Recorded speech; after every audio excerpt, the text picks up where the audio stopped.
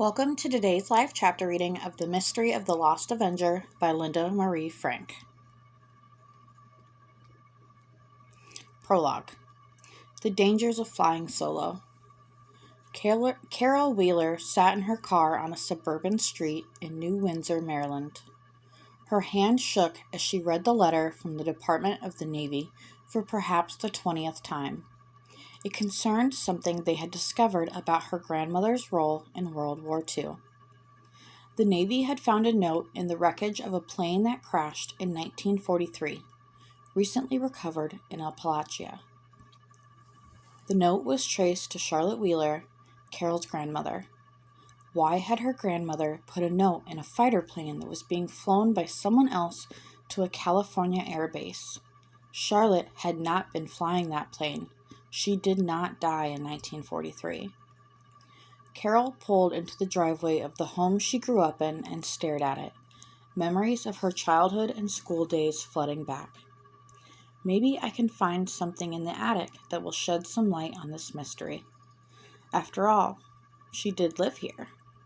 Carol tucked the letter into her purse, shivering at the idea of entering that attic. Fishing in her purse, she pulled out the keys she needed to get into both the house, now occupied by a tenant, and the attic. I feel like a sneak thief, she thought. I'll leave a note for Tally. I don't want her to think I snoop around here at will. I did send her a note. Darn it, why do I feel so guilty? I own this place, she said, slamming the car door. Gathering her resolve, Carol fumbled with the keys, finally selecting the correct one, and entered the house by the side door, made her way to the second floor, and unlocked the door to the attic stairs. It smells the same. Probably nobody has touched a thing here since I put Mom in the nursing home. They're going to put me in the loony bin if I don't stop talking to myself. The heat in the attic produced a sheen of sweat all over Carol's body, making her a bit lightheaded. I'll have to get out of here fast, she thought, propping the door open. Good. The trunks are where I remember them. Before she died, Mom told me all the family mementos are packed inside of them. Carol approached the trunks. There were stained oak with barrel tops, bound in brass straps. The hardware was beginning to show signs of rust. The third one was a maroon steamer trunk, the kind used by immigrants bound for America on ocean liners. This was the one she opened. A strong smell of cinnamon and cloves rose from it. Inside were packets of letters. She scooped them up and put them in her tote. The second trunk held picture albums. It's too much to carry. I'll have to come back with someone. Curiosity got the best of her, and Carol lifted a few framed pictures. Turning them to the light from the single bare bulb, she gasped. The young woman in the photo that fell out of the group looked back at her like a mirror image. The photograph was signed in the bottom right corner. Charlotte. My grandmother, Carol mused. That could just as well be me, she thought. The door to the attic slammed, making Carol jump and clutch the photos to her chest. Carol ran to the door, pulling at it. It was stuck. She put the photos on a bureau and pulled at the knob with all her might. The door opened, nearly toppling her to the floor. She looked down the long hall where the rest of the house stood open. A woman with a carefully pinned updo of blonde curls and a knee-length floral print dress was heading to the floor below. Tally? Is that you? Wait! Who is that? What are you doing in my house? There was no answer. The photo of Charlotte popped into Carol's head. She shook herself to clear that vision, her hands trembling. It's impossible, she whispered. She put the photos back in the trunk, grabbed her tote, and ran out of the house. Heart pounding, Carol dropped the keys as she tried to lock the door. Safely inside her car, she said, What in the world was that? I'm not coming here alone again, she thought. Turning to the house, she muttered, I don't believe in ghosts. But did I just see one? Annie bumps into the past. No, no, no! Stop that!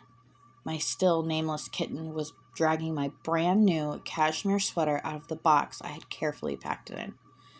Come here! As I lunged for the tiny ball of fur whose sharp little teeth clenched the sweater, she backpedaled away from me. I almost had her when she rolled over, tangling the claws of all four paws in the soft blue wool. You are killing my sweater, I shrieked.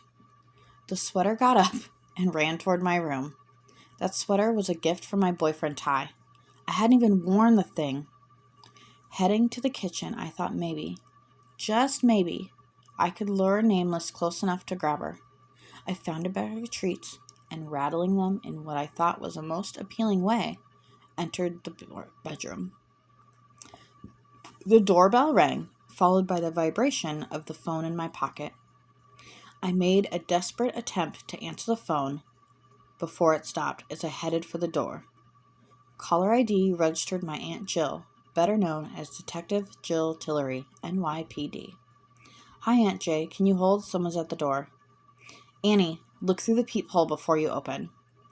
I rolled my eyes. Yes, Aunt J. I've already activated the jars of boiling over of the door in case it's one of your bad guys. Ha ha, the tinny laugh buzzed from the phone. But I fell into the time-worn habit and looked through the peephole. I fumbled with the two deadlocks and threw open the door. Dad, what are you doing here? I thought you were in Istanbul. He wrapped his arms around me, and we shared a big hug. Annie, he said, a note of curiosity in his voice. What's that? I followed his gaze to the ball of blue cashmere skittering down the hall towards us. Ah, I cooed.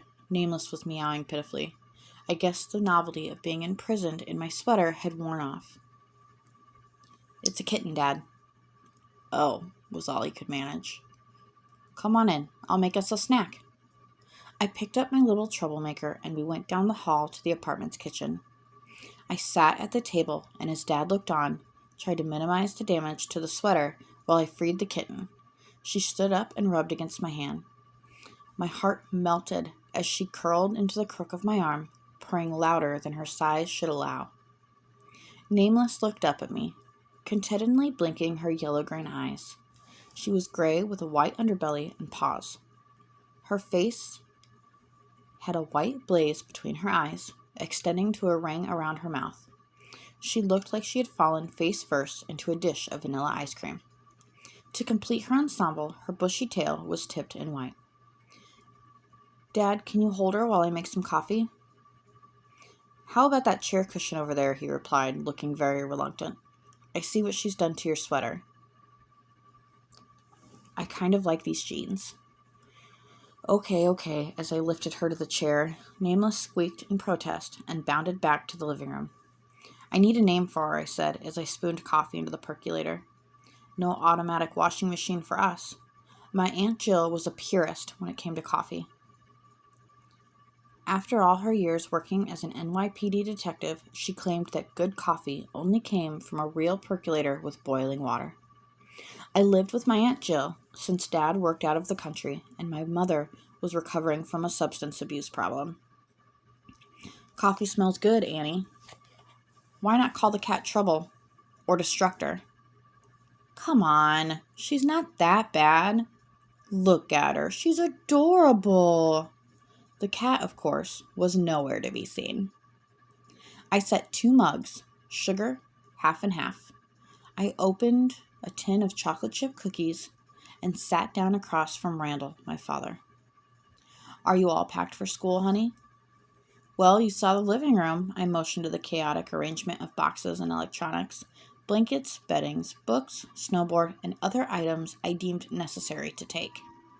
It seemed perfectly clear to me that I needed to be ready for any situation Vermont University might present. I'm starting my first year there as a biology major.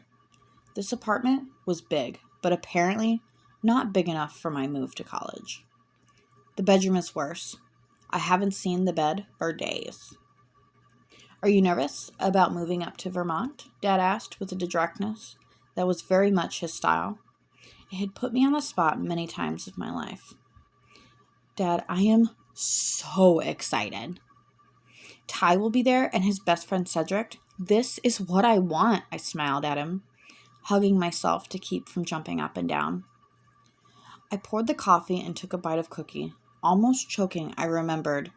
Oh, Aunt Jill, I have to call her back.